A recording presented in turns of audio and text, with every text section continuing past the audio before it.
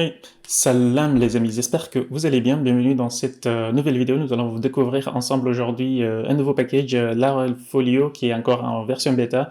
Ce package, il a été présenté lors du Laracon de la semaine dernière, il me semble, il y a quelques jours en tout cas. Et ce qu'il nous permet donc, c'est de pouvoir ici servir en quelque sorte nos fichiers Blade sans passer par des vues ou passer par des contrôleurs, ce genre de choses. Donc ici, on peut définir directement une sorte de template, ici une architecture, on lui donne un dossier et puis lui, il va se charger en quelque sorte de servir toutes les pages qui sont à l'intérieur de ce dossier. C'est un petit peu à l'image des frameworks comme Next ou Next de Vue.js également. On a donc une architecture de notre application ici qui est un petit peu définie en fonction de l'architecture de dossier en fait qu'on aura dans des répertoires en particulier. Donc ici, sans plus tarder, ce que je veux faire ici, on va continuer sur notre projet de SaaS, mais on va pas garder ici les changements là pour continuer. En fait, c'est juste pour avoir ici un exemple concret ici sur lequel appliquer en fait nos différents tests en quelque sorte. Donc ce que je vais faire ici, si je viens au niveau du GitHub ici, on a donc le package ici, on a pour le moment, il n'est pas encore documenté au niveau de Laravel, au niveau du site web de la documentation de Laravel parce qu'il est encore en bêta, il n'est pas encore intégré. Et sûrement, il sera disponible sur Laravel 11 qui va arriver plus tard, dans quelques mois. Et sinon, ce qu'on peut faire aussi, d'utiliser cette commande-là pour le télécharger. Alors, si je viens au niveau il y a une petite différence ici. J'ai l'impression, en fait, on peut prendre cette version bêta-là. J'ai l'impression que c'est celle-là qui est beaucoup plus active pour le moment. C'est la plus récente, je pense, au niveau du Readme. Donc, je pense qu'on va partir sur ça au lieu de celle-là. J'ai pas trop eu la différence pour le moment. Alors, d'ailleurs, ils le mettent ici, donc voilà. Ça, c'est la cible en fait lorsqu'il sera en prod. Donc, pour le moment, on va utiliser la version bêta parce que de toute façon, le package ici, il utilise le README. Donc, voilà. Donc, ce que je vais faire ici, je vais revenir au niveau du code à cet endroit-là. Je vais donc installer le package. Alors, qu'est-ce qu'il me raconte ici? Tac, tac, tac. Laravel Folio, machin. Eliminate container, found, eliminate, machin. Donc, ce qu'on peut faire, c'est peut-être de faire un petit update ici. Donc, je vais faire un composer update. On va voir s'il va bouger un petit peu le container. Mais je pense que ça, c'était venu avec... donc là, il y a quoi comme changement? Le composer lock. Ouais, là du coup il passe avec notre update, bien entendu. Donc voilà. Pour l'installer, pour l'utiliser en quelque sorte, il faudrait qu'on fasse folio install ici. Pour le moment, dans la précédente vidéo, on a storyisé tout en fait. Donc on voit les fichiers qui ont été changés. Donc je vais faire comme artisan folio install ici. Et puis on verra les changements qu'il va apporter sur notre projet. Donc si je fais git statute ici, on voit qu'il a rajouté ici un service provider en quelque sorte. Donc je peux aller sur ce service provider. Et en quelque sorte, donc là, on voit bien qu'il injecte ici nos différentes routes ici de notre application. Il a une façade en quelque sorte ici, donc on a cette façade-là, on voit bien que c'est une façade, et elle injecte en quelque sorte ici, on donne le répertoire sur lequel on veut charger. Et si on veut définir par exemple des middleware, ce genre de choses, il faudrait qu'on les mette à cet endroit-là également. Donc ici, je pense que ça tombe bien parce que nous également, lorsqu'on avait défini nos différentes routes, j'avais pas, je pense que fait attention à ça. On avait donc nommé nos différentes pages publiques, en tout cas sur cette page-là, comme ceci en fait. On a donc notre about page ici qui était comme ceci, le contact, etc. Comme ceci. Donc on va pas bouger grand chose, on va juste définir cette partie-là directement à cet endroit-là. Donc il faudra juste qu'on peut directement y accéder sans pour autant changer notre architecture de dossier ici. Donc ce que je vais faire, je peux aller directement au niveau du web ici, et puis on va commenter toutes nos différentes pages à cet endroit-là. Alors ça risque de poser problème un petit peu, je pense, au niveau des routes, puisque on avait fait, par exemple, au niveau du navbar, dans les routes, quelque chose comme ça. Donc c'est vrai que c'est un petit peu embêtant. Il faudrait qu'on change, je pense, partout. Ouais. Ouais, c'est un petit peu embêtant, mais bon, c'est pas grave. Ce que je vais faire, je vais juste changer ici. Je vais remplacer ça par juste un string comme ceci, partout. Et puis, de toute façon, on a c'est l'avantage d'utiliser Docker Git, donc il faudra qu'on revienne partout et les rechanger par la suite. Donc, ce que je vais faire, c'est ça. Le sign in ici, je vais le garder comme ceci. Et puis, je pense que peut-être qu'on, je pense qu'il y a un moyen de nommer les différentes routes d'une certaine façon aussi. Il faudra qu'on regarde un peu plus tard lorsqu'on va avancer un petit peu dans la vidéo. Pour le moment, je vais juste garder ça. Donc, je peux faire quelque chose comme ça partout en fait. Donc voilà, tac tac tac. Et là aussi, comme ceci. Donc, tac. Et celle-là aussi, le sign-in. D'ailleurs, j'aurais pu chercher tous les sign-in et les changer directement en fait, parce que là, ça commence à être un petit peu embêtant. Voilà. Et le dernier ici, c'est le logout. Donc on peut faire quelque chose comme ça. Donc pour le moment, si je reviens au niveau de notre projet ici, on voit bien qu'il n'y a pas de changement. Alors là, on va aller sur les routes en dur. Donc si je rafraîchis ici, je ne change pas grand-chose. Là, du coup, il faudrait juste que je commente cette partie-là. Je vais commenter toutes les vues en quelque sorte ici. Donc je vais commenter ça aussi.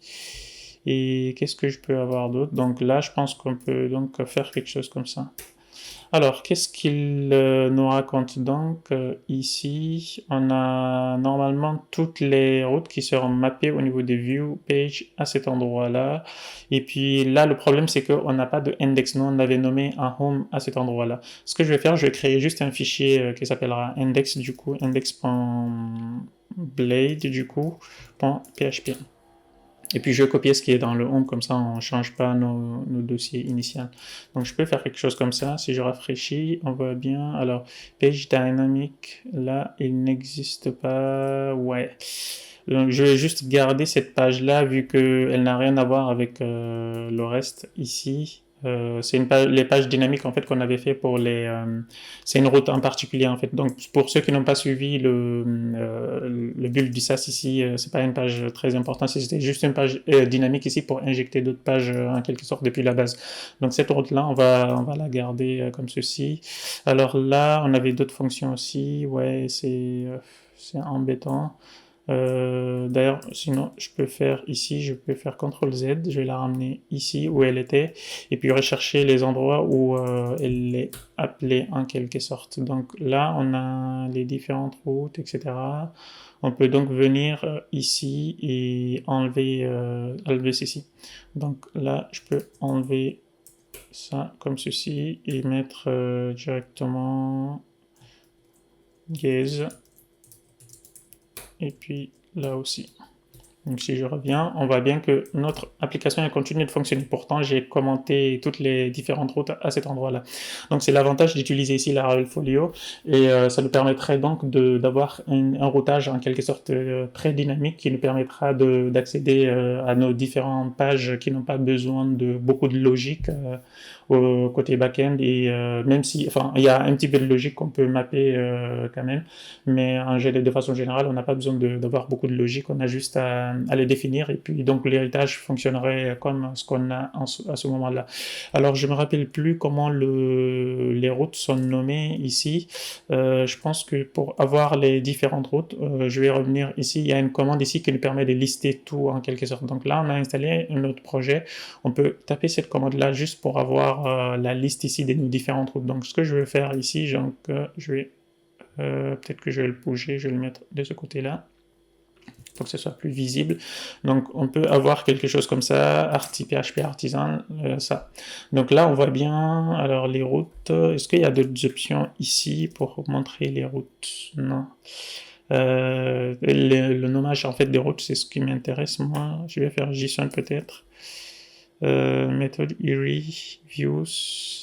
Il n'y a pas de nommage, c'est embêtant. C'est embêtant.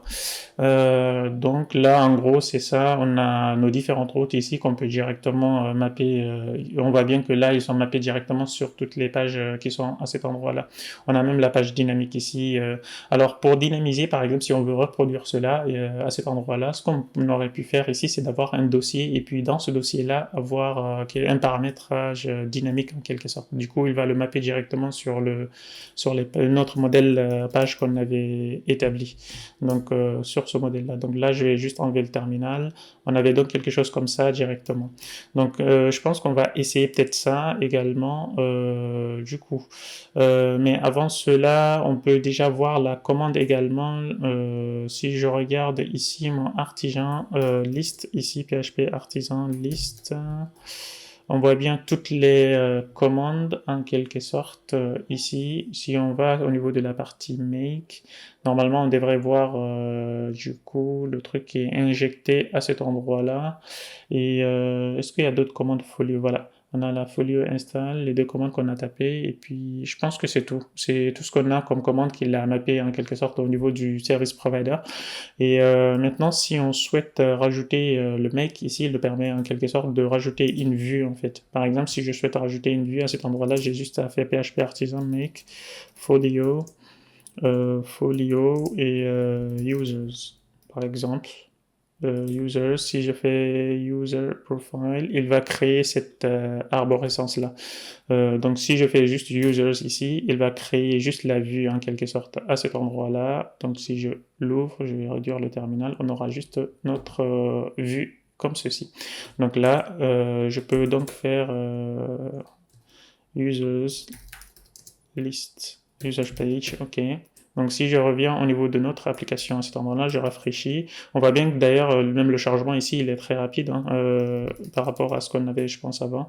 Donc on a ici notre users, qui est notre page ici en quelque sorte. Donc là, je peux également faire pareil pour ce qu'on avait vu dans les autres pages. On peut également faire un extend ici et avoir layout default et ici avoir des sections, and sections ici. Content, voilà, et puis à l'intérieur on mettra donc quelque chose comme ça. Donc si je rafraîchis, on a donc notre page qui continue de fonctionner. Alors maintenant, sans plus tarder, ici, ce qu'on peut faire également, on a plusieurs blocs ici d'instructions au niveau de, si on revient ici au niveau du package, on peut architecturer en quelque sorte notre page à cet endroit-là. Alors, comme vous pouvez voir ici, on peut récupérer par exemple l'ID d'un utilisateur depuis la route en quelque sorte. Donc le nom de notre fichier, il sera encapsulé ici dans un ID. C'est un petit peu comme Next d'ailleurs, ou Next aussi, Next.js aussi de React, qui permet donc de faire ce genre de choses où on a juste à définir les fichiers et puis le système de routage, il va prendre le reste, il va charger les bons fichiers.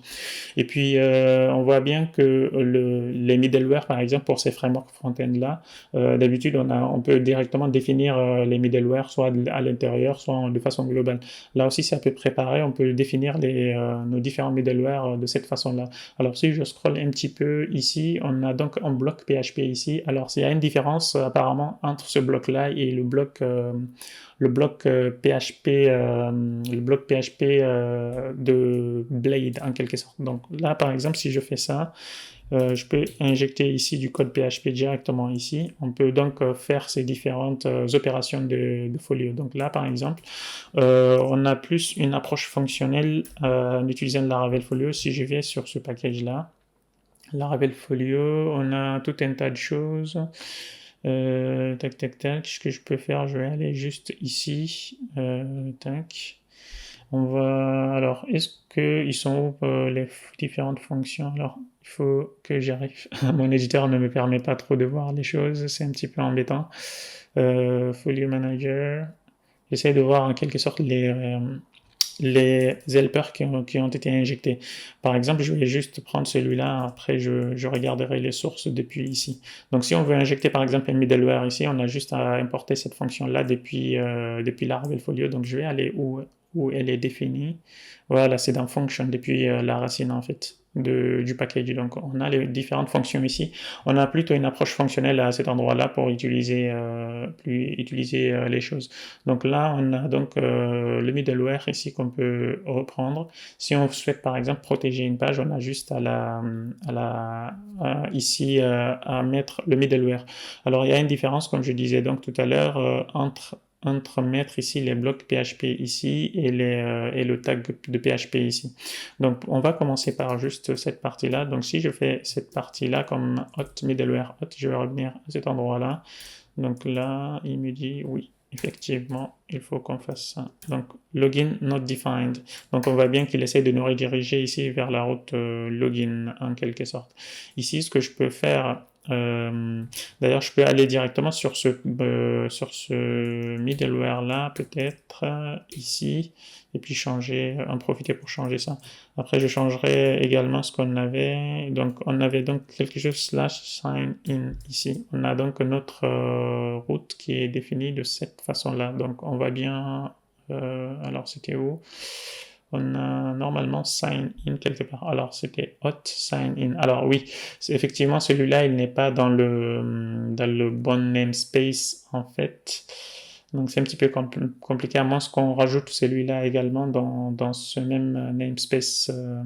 Pour le moment, on va juste, je pense, prendre ça. Je vais revenir au niveau du web. Je vais activer la partie de sign in. Ici, je vais les sortir, eux, vu qu'ils ne sont pas dans page ici. Donc, si je fais ça, je peux donc avoir directement quelque chose ici. Donc, on peut avoir la partie sign in. Donc là, ce que je vais faire, je vais donc me connecter ici. Alors, route home not defined. OK.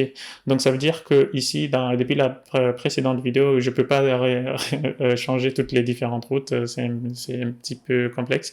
Donc là, on voit bien qu'il est passé au niveau de l'authentification. Ça veut dire que là, il essayait de rediriger vers la route home en quelque sorte. Donc là, si je reviens au niveau de ma page ici, sans test ici, on voit bien mon nom à cet endroit-là. Donc là, par exemple, pour aller ici, je vais revenir également au niveau du dashboard. Là, on peut accéder directement au niveau du dashboard. Donc ici, ce que je peux faire, c'est d'aller /dashboard ici depuis à cet endroit-là.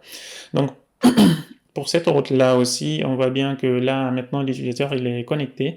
Et donc, on avait créé donc cette page-là, le users ici, et on avait dit que cette page-là, maintenant, elle doit être absolument connectée. Il doit utiliser le même middleware qu'on a utilisé pour la partie dashboard.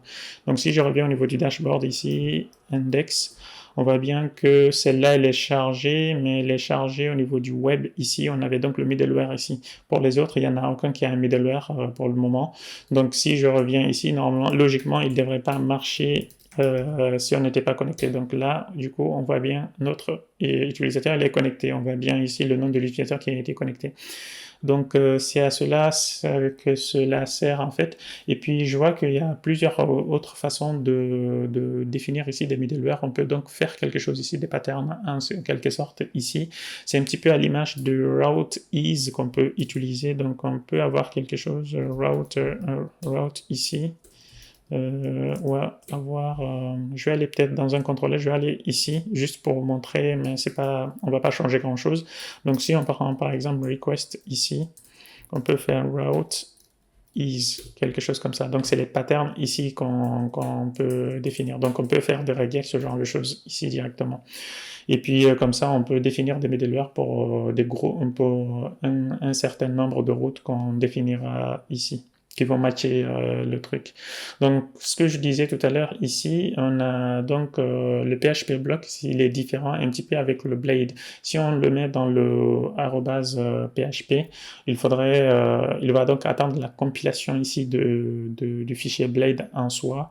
Donc, si on utilise par contre le tag de PHP directement, celui-là, il est précompilé avant, il est extrait pour avoir la logique ici de Laravel Folio. Donc, il utilise cela pour pouvoir voir si l'utilisateur il a vraiment droit d'accéder à cette page-là ou pas.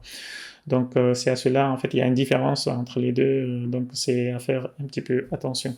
Donc, voilà, je pense qu'on a fait le tour un petit peu. Et puis, on peut également, j'ai dû oublier rapidement, on peut également avoir des modèles, ce genre de choses injectés. Je vais donc tester quelque chose comme ça, je pense, rapidement. juste pour avoir ce cas-là également qui est couvert. Donc on peut avoir PHP Artisan Users, quelque chose comme ça. Là, il m'a créé un dossier Users ici. Ce que je vais faire, je vais donc ramener ici le Users qu'on avait créé précédemment à cet endroit-là. Comme ça, on va tous les mettre au même endroit. Par contre, ici, si on le laisse comme ça, il faudrait qu'on mette Users /users ici au niveau de l'URL pour pouvoir accéder. Donc comme pour les autres frameworks également de front-end, Next ou Next, on peut également avoir juste ici un index ici. Comme ça, il va prendre le nom ici du dossier. Donc, il va faire juste /index. Donc, si je fais ça, on voit bien que là, j'ai déplacé ma route. Donc, je peux revenir ici. Au niveau de users à cet endroit-là, donc ça marche directement. Et au niveau de users blade ici, on peut donc avoir l'ID de l'utilisateur ici directement. Et puis je pense qu'on a la possibilité ici de changer le paramétrage. Alors le README il est un petit peu difficile à lire, je vais juste partir sur quelque chose comme ça. On peut donc avoir le modèle ici, dire que maintenant on veut pas juste un paramètre ID, on veut avoir par exemple ce modèle, un modèle en fait, on veut injecter un utilisateur. Donc je peux changer cela. D'ailleurs, ce que je peux faire, c'est juste vous montrer d'abord cette partie-là. Donc, tac, je vais m'inspirer de là. Je vais copier tout ça. Je vais revenir au niveau de User ID ici. Et puis là, je vais montrer l'ID qui a été injecté. Donc, on aura quelque chose ID ici. Donc, cet ID-là, c'est pas un objet utilisateur, c'est juste un ID en fait. Donc là, si je rafraîchis /1, 2, 3, donc on va bien, on récupère notre 1, 2, 3 ici. Par contre, il ne l'a pas injecté en modèle. Donc si on veut injecter un modèle, il faudrait qu'on donne ici le nom de notre modèle en quelque sorte ici. Donc je peux faire users. Par contre là, si je réactualise, ça ne marche pas vu que cet utilisateur-là, il n'existe pas. Alors, je pense que d'ailleurs ici, tac. Là, defined variable ID, effectivement. Là, il va injecter maintenant c'est un petit peu comme l'injection ici dans les différents contrôleurs. Donc là, on voit bien notre utilisateur comme ceci qui est affiché. Et puis, on peut aller plus loin et faire des logiques, ce genre de choses. Je pense que d'ailleurs, celui-là, si j'enlève ça, tac, on voit bien qu'on peut avoir une closure à cet endroit-là, ici, on peut donc faire tout un tas d'opérations ici directement. Donc c'est une approche un petit peu fonctionnelle où on peut évaluer les choses à la volée et voir si on peut y accéder ou pas. Et puis si on souhaite par exemple faire du route binding ici en utilisant par exemple, je sais pas, un email par exemple, je pense qu'on peut faire 2.email, donc je peux renommer ici notre fichier. Je vais essayer donc d'y accéder. Là, ça ne marche pas évidemment. Donc c'est notre email. Je pense que c'était muktaryazida.io. Donc si je fais ça, alors là, il me dit oui. Ouais, c'est parce que c'est pas. Il faut que je le mette de façon un petit peu valide. Je vais voir si par exemple le modèle user on avait un code. Donc c'est un petit peu embêtant, on n'avait pas de code. Mais en gros c'est ça, on a en tout cas la possibilité ici, l'email ici c'est parce que les caractères là ne sont pas directement acceptés. Tac. Alors là je vais juste enlever ça. Oui, ok. Bah, c'était le problème de middleware. C'est pas le problème de route. Donc là, on voit bien qu'il a fetché ici mon utilisateur bien en utilisant ici la route. Je pensais qu'en fait, il accepterait pas ces caractères-là au niveau du route binding. C'est curieux. Ok. Donc là, on voit bien qu'on peut injecter des modèles, faire ce genre de choses. Et puis le middleware que j'avais mis ici tout à l'heure, on peut le refaire aussi. Hein, on peut le fixer parce que c'est juste un petit problème ici. Donc en gros, il faut juste retourner un booléen, je pense. Return. Ou alors retourner ici. On peut avoir également, comme vous le savez, dans les middleware de base, on a au début la request. Et puis ensuite, on a la response, il me semble, oui. Ensuite, on a le next ici. Request et next plutôt, pas ça. Donc là, on avait quelque chose comme ça. Donc là, ce qu'on peut faire, c'est de faire un next du request. On peut donc la faire passer. Donc si je fais ça, on voit bien que tout continue de fonctionner. En quelque sorte, ici, le next, ici, c'est une closure ici qui permet c'est juste une closure ici sur le pipeline ici de Laravel. Donc, on voit bien que c'est une closure à cet endroit-là du pipeline habituel. Donc voilà, je pense qu'on a fait du coup le tour de ça. On a vu que on pouvait donc utiliser Laravel Folio et on n'a pas besoin du coup, si on l'utilise peut-être dans le futur, pour le moment il est en bêta, peut-être que je ne vais pas forcément l'utiliser tout de suite. Il est amené probablement à changer, mais pas de façon majeure, mais juste pour ces routes-là, je pense pas que ce soit très nécessaire pour le moment. Et puis peut-être que si on l'utilise également, je présenterai Laravel Vault prochainement. Bon, on verra donc un mix entre les deux, comment les deux là pourraient fonctionner ensemble. Donc voilà, on se retrouve donc à la prochaine vidéo pour plus de contenu sur du Laravel et d'autres technologies. Et je vous invite donc à liker la vidéo si elle vous a été utile et me dire en commentaire vos retours. Et puis on se retrouve à la prochaine. Ciao.